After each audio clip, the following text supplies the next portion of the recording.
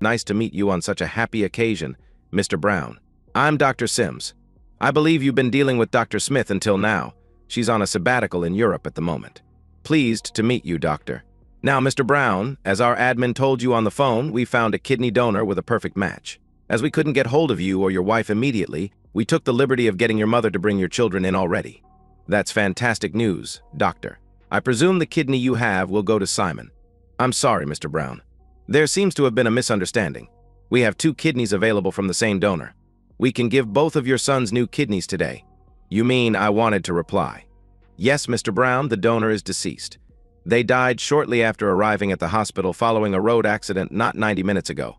Once we discovered they were a registered organ donor, steps were taken to preserve the corpse in such a manner as to maintain the viability of any useful organs. All the signs are good that many people will benefit from their death. You have to admire those people who fill out those cards, don't you? Because of someone's forethought and selfless actions, the odds are excellent that your twins will be able to lead perfectly normal lives. The hospital administrators have already checked all the paperwork is in order. We just have to wait a few hours until it is safe for your sons to have a general anesthetic, then we can start. That's fantastic news, Doctor. My wife was having a devil of a time trying to decide which of the kids to donate to. She'll be ecstatic that's no longer necessary. I'm sorry, Mr. Brown. You've lost me. I haven't had time to fully read your file yet. No, it's me that's sorry, Doctor. I should have realized you didn't know. When my son Simon was diagnosed with Lintman's disease. I'm sorry, Mr. Brown. I'm not familiar with that one, Doctor replied. I'm not surprised, Doctor. It's extremely rare. It's one of those diseases I jokingly call lesbian diseases. Sorry to be offensive, Doctor. I mean, one of those diseases that are carried by females but only affect the male offspring. Like hemophilia. Oh, right, the doctor replied. Anyway, Lintman's is so rare that there has been next to no research on a cure. It causes both kidneys to fail at an early age. That, as you know, condemns the sufferer to dialysis several times a week or having to undergo a transplant. Simon's kidneys failed last year, so he was put on the organ donor registry and started dialysis. We got Paul tested and found out that his kidneys were about to fail as well. That happened last month. Dave Brown paused to consider the horrible memory of both his sons lying in the hospital, hooked up to those infernal machines as their blood was cleansed. He shuddered. That was no life for his precious offspring. So, what choice did your wife have, Mr. Brown? The doctor asked. Well, we did all the things parents do in these situations, Doctor. We had ourselves tested to see if we could donate one of our kidneys to our sons. Neither my wife nor I have any siblings, and we only have one parent left each, both too old to donate. Simon and Paul are our only children, so that just left Jane and I. I see, and I gather that only your wife was compatible as a donor, the doctor replied. Yes, my blood type is B, Paul's is type A, and my wife and Simon are type O, you know, universal donors. So my kidneys aren't compatible, but Jane could donate to either. Dave paused, wondering how long it would take for it to dawn on the doctor there was a fundamental problem here. From watching his face, he guessed about 25 seconds.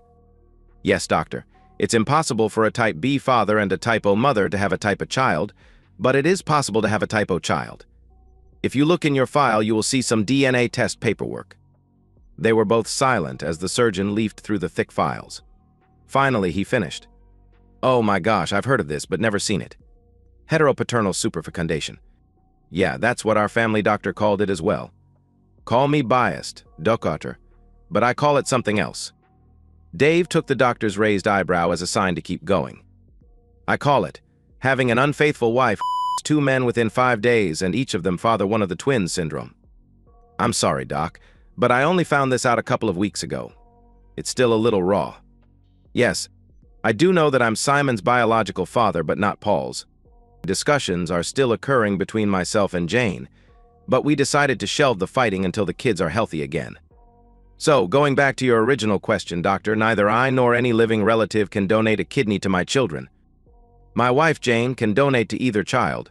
I got her past her religious beliefs against organ donation, but she has been torn about who to donate to. Religious beliefs? The doctor asked. Yes. Jane belongs to one of those minor religious sects that are uncomfortable with transplantation. It was a battle between her pastor and myself that I won eventually. I know what you mean, Mr. Brown. Just this morning, a patient was brought in here that was a Jehovah's Witness. They'd lost a lot of blood but steadfastly refused a blood transfusion. Honestly, in this day and age, no one should die of a broken femur.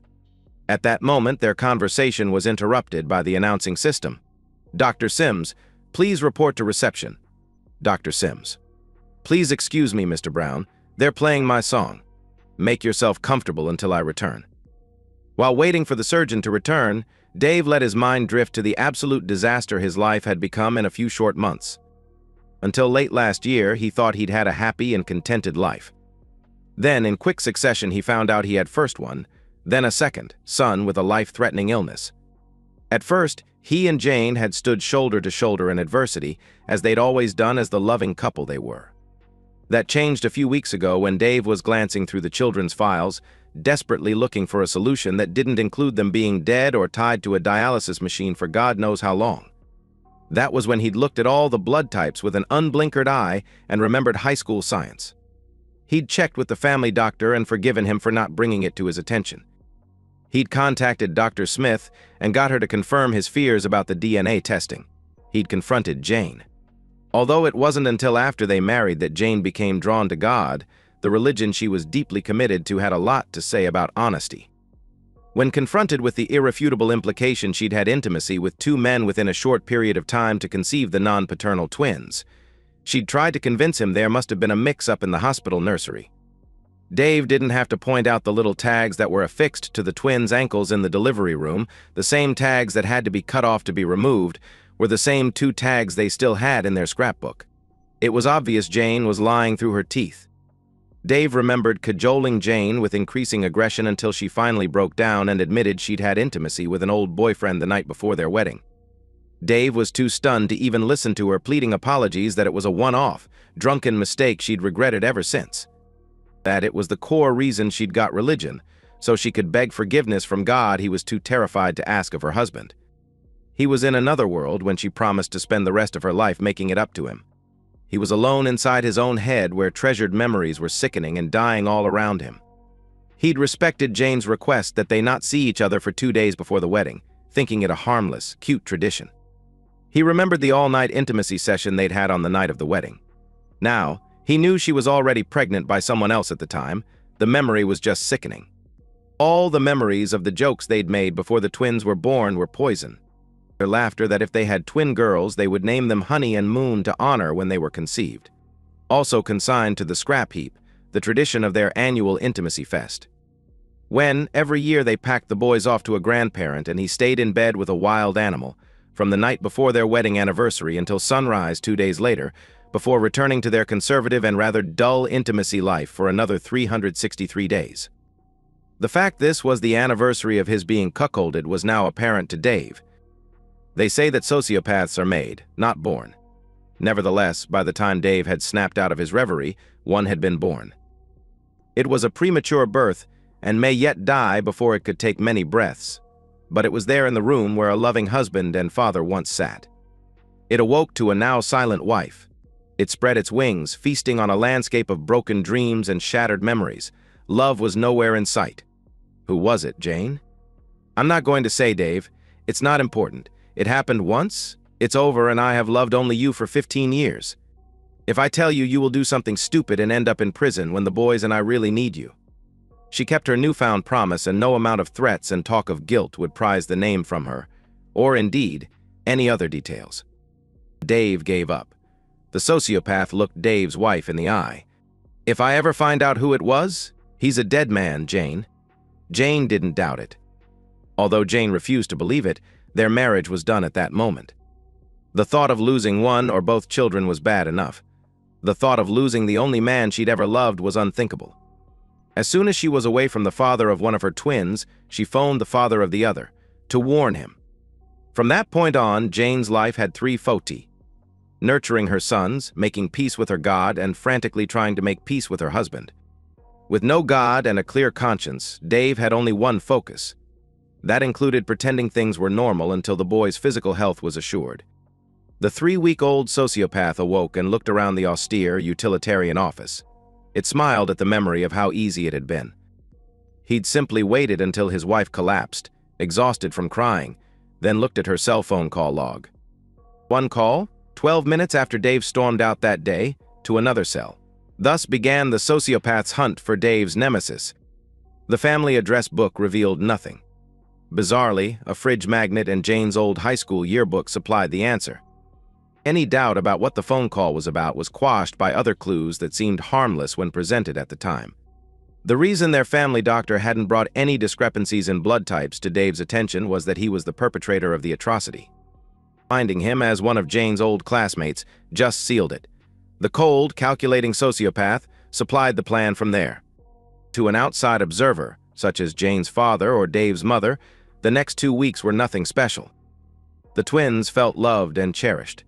But when they were alone, Dave ignored Jane's pleas for forgiveness while he did everything he could to ease his children's suffering. The sociopath plotted. While Dave begged Jane to ignore her religious beliefs and agree to donate one of her healthy kidneys to either child, the sociopath bought a pistol, edited recordings, and learned how to steal cars. The 2 weeks were obviously torture for Jane. Dave lost count of the times she repeated that it was a one-off drunken mistake that she deserved forgiveness for. It was exactly the same number of times he told her that, until she gave him the name and he had restitution, he couldn't forgive her. The first few times, Jane stuck to the story she didn't want to lose Dave to prison, but that story changed one day. Abruptly, the admission became she had begged the other sperm donor to come clean, but he was married himself now and was threatening her if she exposed him. Exactly what he was threatening. Jane again refused to be drawn on. Dave, the man, desperately wanted her to come clean, so he had some small chance of maintaining his marriage. The sociopath, with whom Dave was constantly battling for supremacy, already had a name but wasn't quite ready to act. When she couldn't get the forgiveness she craved from home and her husband, she threw herself into her religion. Subsequently, Dave thought she was neglecting her children. The sociopath in the hospital office reflected on his actions of a week ago. He'd spent a week staking out his nemesis's place of business, noting that he commonly stayed for an hour after his receptionist went home. It was a Friday when the sociopath acted. Walking in the unlocked door of the family surgery, he strode straight into the doctor's office. The medico leaped to his feet at the surprise intruder. His stance relaxed slightly when he saw it was just Dave, a man smaller and slighter than himself. Past memories caused the doctor's face to relax into an expression that was half smile, half sneer. He was wrong. Dave was not in the room. The uncivilized man leaped. Rage gave his fist strength as it crashed into the side of the doctor's jaw. The knee into the face of the stooping man wasn't strictly speaking necessary, but was satisfying nonetheless. Stomping on the prone guy's left knee was justified to immobilize him until their conversation was over.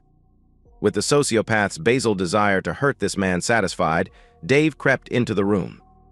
The now normal battle for supremacy of their shared body ensued, while they both waited for their former respected family doctor to rouse.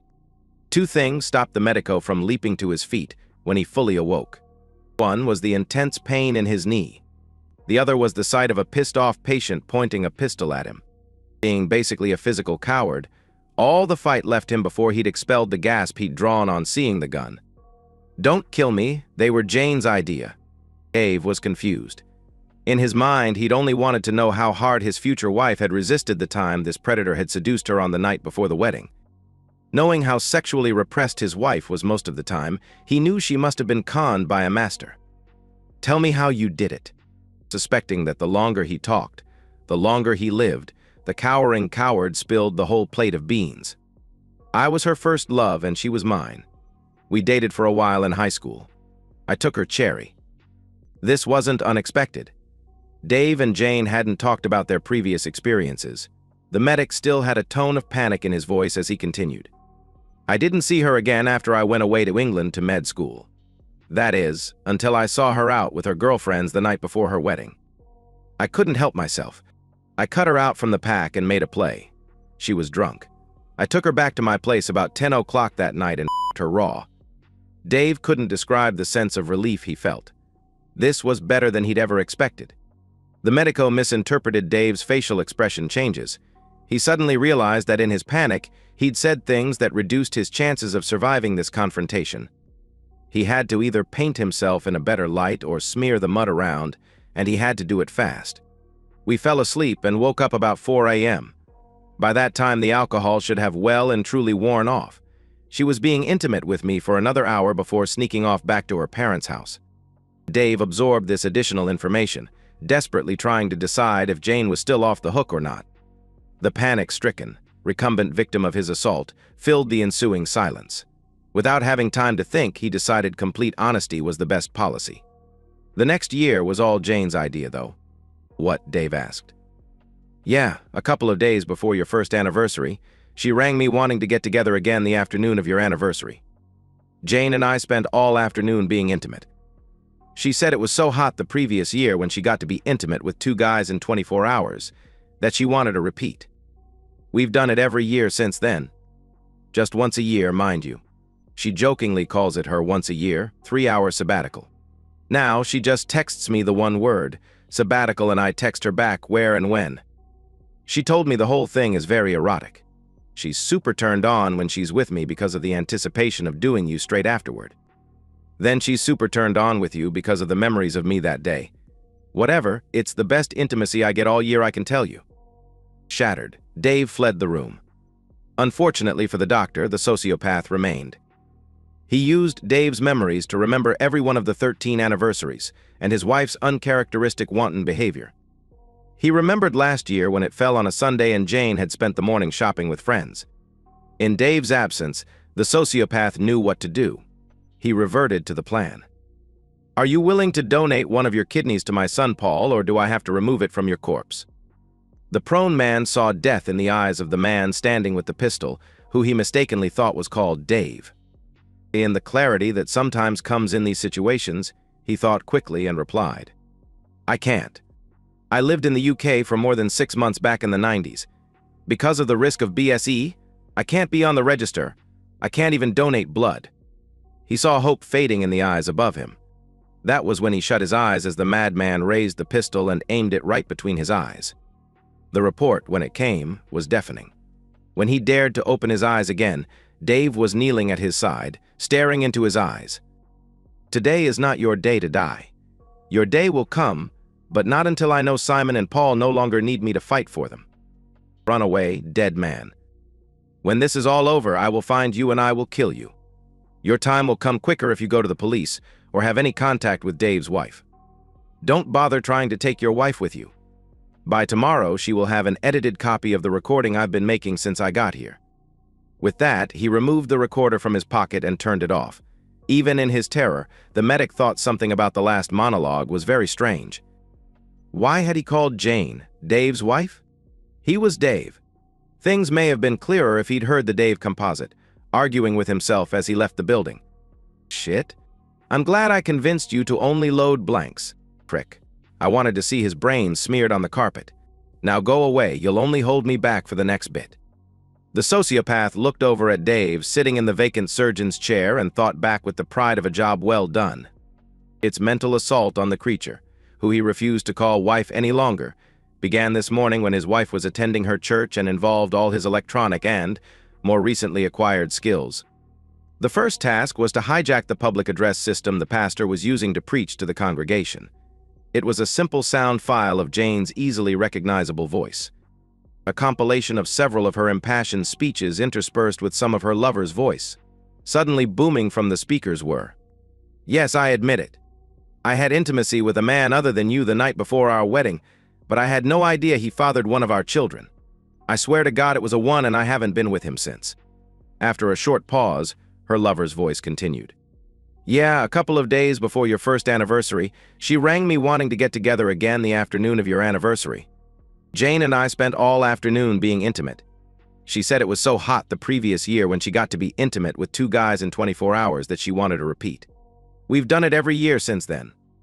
Just once a year, mind you. She jokingly calls it her once a year, 3-hour sabbatical. Now, she just texts me the one word, sabbatical, and I text her back where and when. She told me the whole thing is very erotic. She's super turned on when she's with me because of the anticipation of doing you straight afterward. Then she's super turned on with you because of the memories of me that day. Both inputs then began repeating themselves in a loop. He didn't see it, of course, but could well imagine the stares of the other members of the congregation. members who had a dim view of infidelity and an extremely dim view of taking the Lord's name in vain. All he knew was that within a minute of the interruption, Jane sprinted from the hall to her car. He wondered where she would go. Not home to the obvious source of the broadcast. The sociopath followed in his stolen car, wearing his disposable coveralls, hairnet, and protective gloves. Luckily, she sped to one of the places of refuge the sociopath had predicted, her widowed father's house. The screech of tires brought the old man to his front door. The sociopath waited until father and daughter hugged before pressing play on the second tape. The one that broadcast from a speaker attached to the chassis of Jane's car.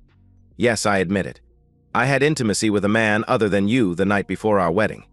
I swear on my mother's grave it was just the once, and I've been faithful to you ever since. This was followed by the now familiar. Yeah, a couple of days before your first anniversary, she rang me wanting to get together again the afternoon of your anniversary. Jane and I spent all afternoon. She said it was so hot the previous year when she got to 2 guys in 24 hours that she wanted a repeat. Recounting the rest would be a waste of time, as by this stage Jane had thrown up her hands in horror and was sprinting away from what should have been a safe haven. The sociopath couldn't read her father's expression from that distance. Dave would have felt much empathy for the old man, but Dave wasn't there. The sociopath didn't have a clue what empathy was. He was focused on the job at hand. Technically, it was quite difficult. Jane was sitting in her car with her fingers in her ears. The sociopath's fingers flew over the laptop to turn on the stereo system he'd secreted in the dashboard of Jane's car. He turned the volume up remotely. It would take half an hour, or the complete destruction of the dashboard, to find the speaker. The quickest way to get peace would have been to disable the iPads and amplifiers in the spare wheel well, but you'd have to know about them first. Jane started the engine and roared off through her father's quiet neighborhood. The external speaker was broadcasting a different message than the internal one.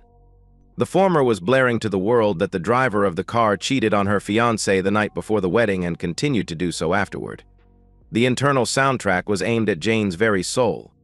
It was a compilation of her denials of continued infidelity over the last 3 weeks, interspersed with commentary from her lover. Commentary that ended abruptly with a gunshot and then silence. Even if Jane's conscience could handle her long-term betrayal, the implication that her actions had turned her husband into a killer and led to her lover's death would be devastating. Of course, that relied on her lover's fear, causing him not to contact her in the last week. Dave's research indicated the lover had up and disappeared, leaving no trace of his whereabouts, even to his wife. Jane made 2 blocks before she came up with the idea of using the car's stereo system to drown out both speakers. Unfortunately, the sociopath had thought of that a week before. A third soundtrack began. Following, the sociopath could see Jane's head snapping from side to side as she passed pedestrians. The stolen car followed her as she took the quickest route to the highway. Both Dave's and the sociopath's reverie was interrupted by the return of Dr. Sims. Terribly sorry, Mr. Brown, but the donor donated all their organs, so recipients are turning up from all over the place. It's going to be a busy couple of days. That's fine, Doctor. I think we were almost finished here anyway. I'd like to go and see my boys soon, but I have a request first. Yes, what is it? The doctor asked. I'd like to personally thank the donor. Yes, that request isn't unusual. We normally allow that, but usually before the process has gone this far. It is very important to me, Doctor. Okay, I'll just clear it with the admin, the doctor replied. At that, Dr. Sims picked up the phone and spoke for about 2 minutes. That's fine, Mr. Brown. I'll take you there now. I suggest we be quick. They'll be putting the first of your sons under in about half an hour. With that, they strode to the surgical suite. On the way, Dave's phone rang. He answered and listened for a moment. Yes, officer, I assume you're calling to tell me to go to the hospital. I already heard and am here now. Thank you and goodbye. Once at their destination, Dr. Sims outfitted the visitor in a gown and mask, explaining while he did that organ removal had already started, but the surgical team was taking a break. He went on to caution him not to approach too closely as he wasn't sterile. He honored the request for a few minutes alone and waited outside the door, looking to see that the strange man didn't faint, despite the body having been left partially draped. Not many people outside a hospital can stand to see a semi-dissected cadaver, so the surgical team had disguised their handiwork as best they could. Both eyes were shut, and the doctor knew this was because they had been removed already for a corneal transplant. A sheet covered the chest area to hide the fact the heart and lungs had already been harvested. In fact, the only internal organs left awaiting removal were the liver and pancreas. The phone call had confirmed that skin and bone marrow removal hadn't yet begun, which is why Dave was able to see the hand and forearm closest to him. To the sociopath, she looked asleep and more at peace than she'd been for weeks. He wasn't sure he was happy about that. Dr. Sims was watching the silent tableau through the glass when a frantic hospital administrator came through the outer doors. "Don't let him in there. It's his wife." The good doctor looked through the glass at a man who must have known by now who he was looking at. He'd certainly had plenty of time to faint from the disturbing sight. "You know, I don't think that will be a problem. He is by far the coldest man I've ever met." Inside the room, the sociopath was talking to what remained of Dave's wife. "Dave wants to thank you for jumping out of your car on the highway and getting hit. He would have felt bad if I'd had to run you down. He was very disappointed that you refused to donate one of your kidneys to either of your sons. I'm certainly not sorry for tricking you into signing the organ donor form in the guise of something for your son's treatment. Dave also wants to thank you for the donation of a quick, easy separation, with all the family's assets going to him. I'm a little sorry, but only for Dave's sake, that I had to kill you. You were a good wife and mother most of the time, but I couldn't stand to see you treat such a good man with absolute contempt once a year for each of your 13 years together. So in balance, goodbye, and may your God forgive you for what you did." At that point, the sociopath took his leave so that Dave could say his goodbyes. "Goodbye, Jane. I'm sorry for my friend's behavior, but after I found out what you did, well, I just wasn't strong enough to oppose him. The final straw was you refusing to give either of our children a chance of a normal life. That, if nothing else, was unforgivable.